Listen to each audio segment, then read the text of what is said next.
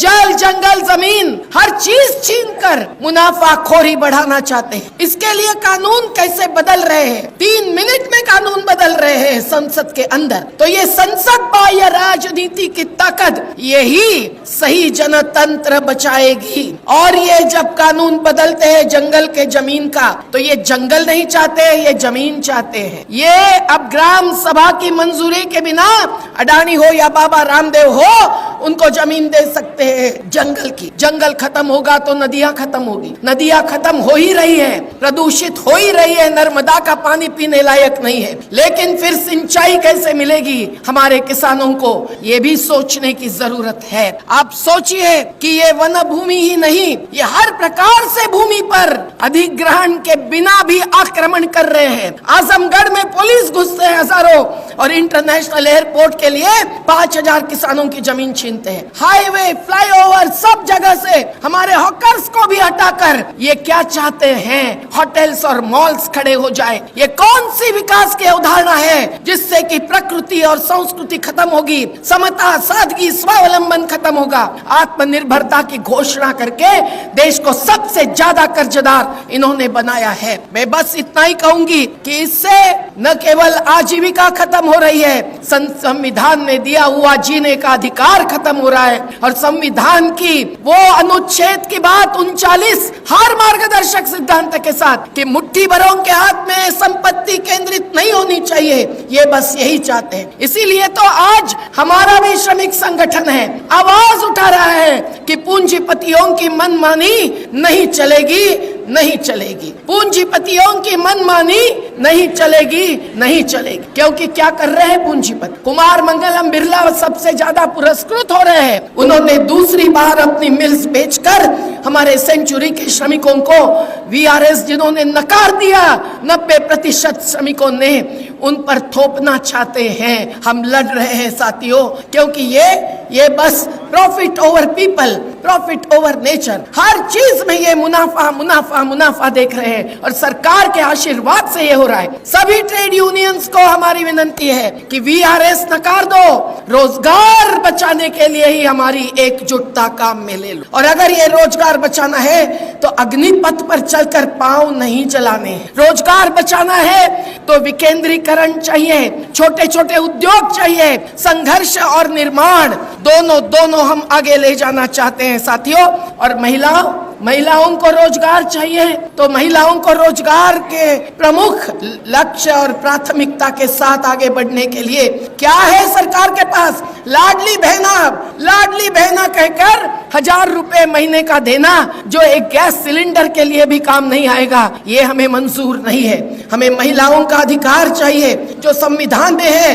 तो किसानों में भी, हम किसानों में भी महिला किसान, महिला मजदूर, सबको मानते हैं किसान। हम पशुपालक, मछुआरे, हमारे आदिवासी जो वनोपज पर जीते हैं, चरागाह पर जीने वाले दलित, ये सभी को हम किसान मजदूर एक मानते हैं। और ये एकता बहुत महत्व की है साथियों। आज जरूरी है कि हम लोग ये कहें और समझे कि कंपनियां कितनी कमा रही है और देश की तिजोरी खाली हो रही है। और उनको ही हर प्रकार की छूट देने के लिए 29 श्रम कानून वापस लेकर जो 4 कोड्स थोपे गए हैं, वो श्रमिक संगठन को भी जिंदा नहीं रहने देंगे। वो भूख हड़ताल मालिक के मंजूरी के बिना नहीं करने देंगे।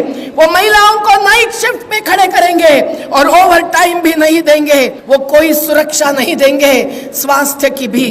तो आज हर श्रमिक जो यहाँ बैठा है, उनकी बहुत जरूरी है कि वो बचाएंगे इस देश को। आपको एक आंकड़ा देती हूँ कि जैसे मुकेश अंबानी किसानों के उपज के आधार पर 7000 कस्बों में 11000 दुकान खोलते हैं और उससे ही करोड़ों रुपए लॉकडाउन के समय भी कमाते हैं। आज फर्टिलाइजर के बेचने वाली कंपनियों ने एक साल में 2016-17 में 1256 करोड़ रुपया कमाए हैं। दवाएं बेचने वाली कंपनियों ने एक साल में 900 करोड़ रुपया कमाए हैं। ट्रैक्टर्स बेचने वाली कंपनियों ने, जो एमआरपी भी नहीं मानते हैं, 5300 करोड़ रुपया कमाए हैं। और दूसरे साल इनका 22%, 35% मुनाफा बढ़ा हुआ है। तो पैसा पैसा पैसा बोलता है, पर पैसा कहाँ जाता है? ये प्राथमिकता गलत है। संसद भवन बनाते हैं, हिंदू साधु संतों लोगों को लाकर, लेकिन द्रौपदी मुर्मू को, महिला आदिवासी राष्ट्रपति को सम्मानित नहीं करते हैं। तो समझिए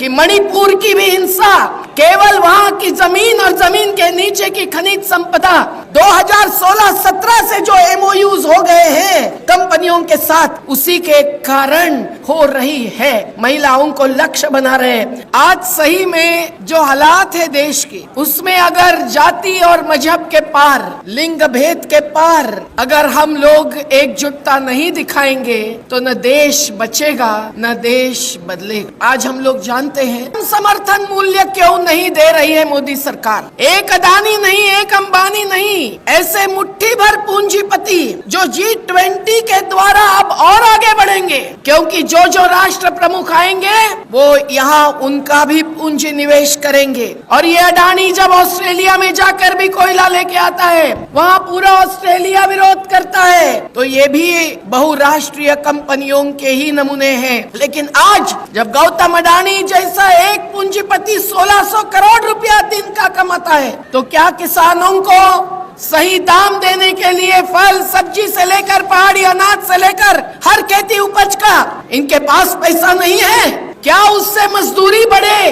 हमारी मनरेगा के द्वारा रोजगार पाने वाली महिलाओं को कम से कम 200 दिन साल की मजदूरी मिले और उसमें हर रोज 500 से 600 रुपया मजदूरी मिले, इसके लिए इनके पास पैसा नहीं है? पैसा है, लेकिन ये 40 लाख करोड़ के पूंजीपतियों के टैक्स माफ करते हैं, 44 लाख करोड़ के कर्ज माफ करते हैं। ये केवल 8 और 9 साल का हिसाब है साथियों, लेकिन ये हिसाब आज हम सब लोग जो श्रमिक है वो एकत्रित आने से जाहिर होगा, तभी जाकर जनता जागेगी, जनता मानेगी कि पूंजीपतियों की जागीर नहीं, ये देश हमारा है। पूंजीपतियों की जागीर नहीं, देश हमारा। जिसको लगता है वही मुट्ठी बंद करे, एकता का प्रतीक हाथ उठाकर कहे, ताकि वो संदेश अडानी अंबानी ही नहीं, मोदी जी और शाह तक भी जाए। पूंजीपतियों की जागीर नहीं। तो अगर ये देश हमारा है तो ये कैसे हो सकता है कि हर योजना के नाम पर किसानों की लूट हो रही है? फसल बीमा के नाम पर किसानों से जो पैसा लिया 28,847 करोड़ और केंद्र और राज्य का पैसा लगाकर 1,96,000 करोड़ लिया, लेकिन प्रत्यक्ष में केवल 1,36,000 करोड़ रुपया भुगतान किया। तो 46 करोड़ किसानों के बदले 12 करोड़ किसानों को केवल मिला, लेकिन केवल ये मुआवजा आवंटित करने के लिए कंपनियों को 60,000 करोड़ रुपया दिया। क्या मोदी हो, कोई भी हो, सरकार खुद ये बीमा का कार्य नहीं चला सकती है? और बीमा के नाम पर क्या मिला है? पंजाब, हरियाणा ने, दिल्ली ने जो आज बाढ़ भुगती है, जो सूखा भुगते हैं देश के अलग अलग क्षेत्र में, ये सूखा और बाढ़ का चक्र नदियों को बर्बाद करके जो चालू किया है, उसकी नुकसान की भरपाई क्या मिल रही है? आज जलवायु परिवर्तन की बात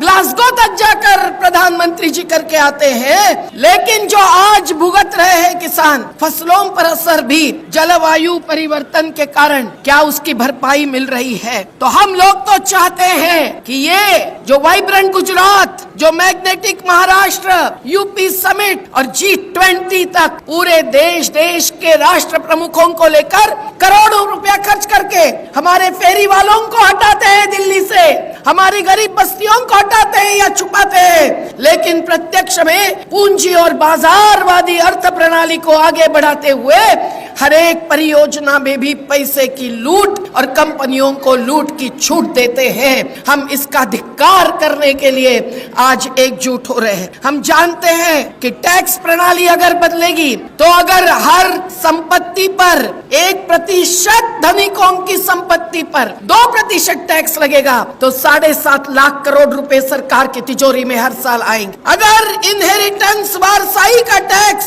एक ही बार लगता है 50% हो जाएगा तो 9.5 लाख करोड़ रुपया आएंगे। ये 16-17 लाख करोड़ से ओल्ड पेंशन स्कीम भी कर सकते हैं। शिक्षा और स्वास्थ्य बहुतांश लोगों को मुफ्त दे सकते हैं और हमारे किसानों को अगर सही दाम देंगे तो मजदूरी भी बढ़ सकती है। लेकिन आज इसके बदले वो उल्टी दिशा में जा रहे हैं। हम देख रहे हैं कि अन्नदाताओं की अन्न सुरक्षा ये छीनने जा रहे हैं। अब ये राशन व्यवस्था बंद करने का नीति आयोग का 2016 का निर्णय अमल में ला रहे हैं। हमारी बहनें जो 5 किलो के लिए तड़पती है, उसके साथ न तेल है न दाल है, हाँ शराब मिल सकती है सस्ती, यही सरकार की चाल है। लेकिन आज वो राशन खत्म करके उसके बदले में डीबीटी यानी पैसा डालने के लिए जा रहे हैं। जो शराब की दुकान पर जाएगा, हमारी मांग होनी चाहिए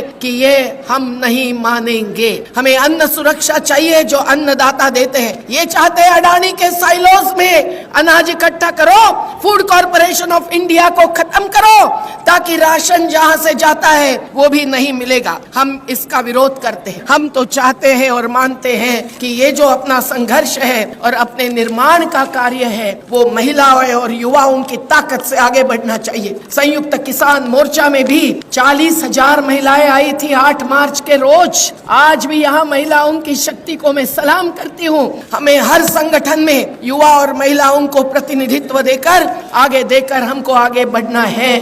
तो अगर इसके लिए संघर्ष नवंबर में या जहाँ चुनाव हो रहे हैं वहाँ मध्य प्रदेश जैसे जगह पर अक्टूबर में 3 दिन तक डेरा डालकर हमको आगे बढ़ाना है, तो हम लोगों को ध्यान में रखना पड़ेगा कि ये जन आंदोलनों की राजनीति जो रमेश भाई ने कहा उसको आगे बढ़ाने के लिए ये जाति और मजहब में जो हमके भुला कर रख रहे हैं उसको हमको नकारना होगा। नहीं तो हम 4 धाम जाएंगे, हम बद्री धाम जाएंगे, हम वाराणसी लाख लोग रोज जाते रहेंगे, लेकिन हमारे अस्तित्व के मुद्दे हम भूलते जाएंगे तो कैसे होगा। तो हम सब लोग इसीलिए नहीं भूले कि कौन बनाता हिंदुस्तान, कौन बनाता हिंदुस्तान, भारत का मजदूर किसान। कौन चलाता हिंदुस्तान, हमारा ये भी नारा है, कौन खिलाता हिंदुस्तान। और मजदूर जो रामधारी सिंह दिनकर जी ने कहा है, मैं बस एक ही लाइन में आपको बताती हूँ कि ये जाति धर्म के नाम पर जो भूले भटके कर रहे हैं जनता को और उससे ही वोट बैंक अपनी सुरक्षित करना चाहते हैं, लेकिन हमारे खिस्से खाली करके उनकी तिजोरियां भर रहे हैं, वो हमको समझना जरूरी है। और इसको हम लोग नकारेंगे तभी हम लड़ेंगे तो जीतेंगे। तो रामधारी सिंह दिनकर जी ने कहा है, 2 ही लाइन में सुनाती हूँ, मैं मजदूर मजबूर नहीं मजबूत है, मैं मजबूर मुझे देवों की बस्ती से क्या, अगणित बार धरा पर मैंने स्वर्ग बनाए। जिंदाबाद।